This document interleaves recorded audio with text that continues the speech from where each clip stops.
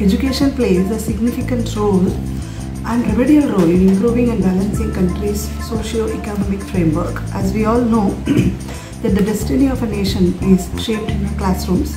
The education system in India dates back to ancient times where the Guru Shishya Parampara used to be prevalent, and the Guru used to teach the students as per their interests and as per their inclination and interest, and nothing was imposed upon the students. So we are coming back, the wheel is taking the shape of the ancient system of education again with the new NEP, that is the National Education Policy 2020. So, and the Guru Shishya Parampara also, even during the Gurukula times, they used to teach various streams of knowledge ranging from Sanskrit to scriptures, metaphysics to medicine, Ayurveda. Okay, so it's like education is it mainly caters to the holistic development of the individual. So Indian education system was enhanced with emergence of universities such as Takshashila, Ujjain, then Vikramshila and Nalanda. Later, after the foreign invasions, in the year 1830, Lord Macaulay originally brought in the modern education system, which was prevalent till the independence, till the era of independence, that is till 1948, when we developed our own education policy, Kothari Commission and Education Policy. So now, as of 2020, India has over 1,000 universities and 52,627 colleges. So now the current government has taken various initiatives, okay, in the field of education. Before we talk about the NEP, let us look at the initiatives taken by the Government of India. First, E-Vidya was launched in May 2020. Now it's a program for multi-mode access to digital online education. And RISE, again India announced revitalizing infrastructure and systems in education by 2022 with a proposed outlay of 300 crore.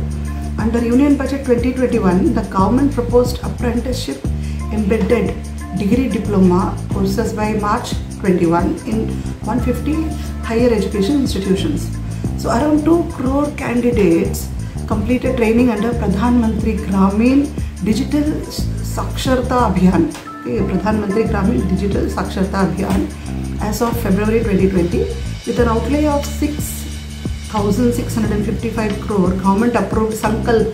Sankalp is again an acronym, that is Skill Acquisition and Knowledge Awareness for Livelihood Promotion. And STRIVE, the second initiative, was taken by the Government of India to enhance the skill development among the youth, thereby in order to accelerate the economy. The second initiative was STRIVE. STRIVE is skill strengthening for industrial value enhancement in a bid to boost Skill India mission. So now on 29th July 2020, Government approved NEP 2020 with an aim to transform India's education system by 2040. Okay, the NEP, after a gap of 34 years, has put in place a slew of education reforms in the higher education. Aims at systematic reform rather than incremental reform. Policy proposes revamping of all aspects of current educational system. Okay, to forge a new education, new knowledge society, a new educational system altogether. So NEP has also named the Ministry of HRD as Ministry of Education, thereby laying their emphasis on teaching and learning and not mere human resource development. Okay, human resource. So if implemented as per the plan, it will reduce regulatory hassles, promote autonomy, benefit students, education providers and the labour market. And the foundational principles of NEP are access, equity, quality, accountability and affordability.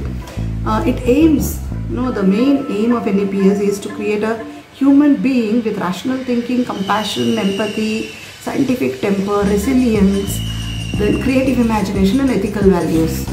So education, as we all know, plays a very significant role.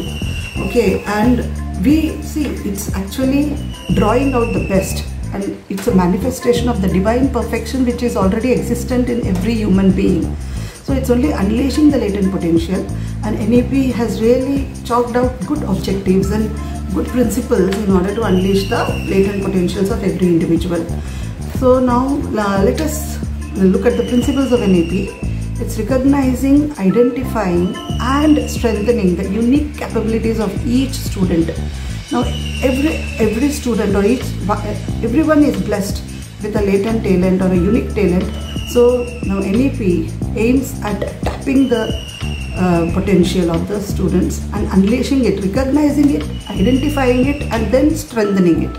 Okay, thereby the long-term goal would be acceleration of the national economy by recognizing, identifying and strengthening.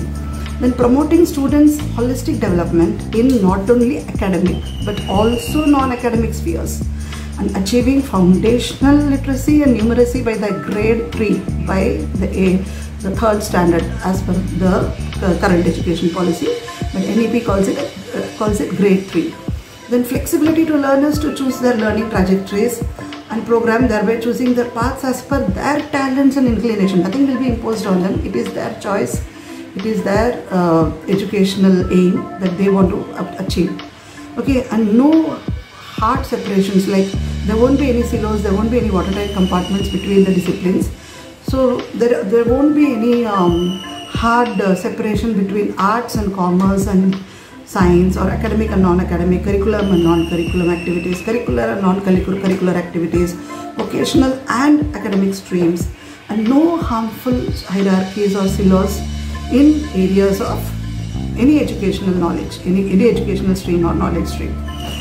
Then multidisciplinary education, there is sciences, multidisciplinary education is across science, social sciences, arts, humanities, sports, to ensure unity, integrity of knowledge and quality knowledge society, to build a quality knowledge society. Promotion of multilingualism and power of language in learning and teaching. Life skills, also promoting another principle of NEP is promotion of life skills like communication, teamwork, cooperation and resilience. Now, gone are the days of summative evaluation. With NEP's implementation, we will have a formative evaluation where the student will be evaluated in every phase of his learning teaching program. And equity and inclusion as basis of education, teachers and faculties would be regarded as heart of education. Thus, NEP also believes now in light but tight regulatory framework to promote integrity and transparency. So to conclude, say that it's a big revolution replacing 34-year-old policy idea, and it envisages universal access and quality education. All the best. Thank you.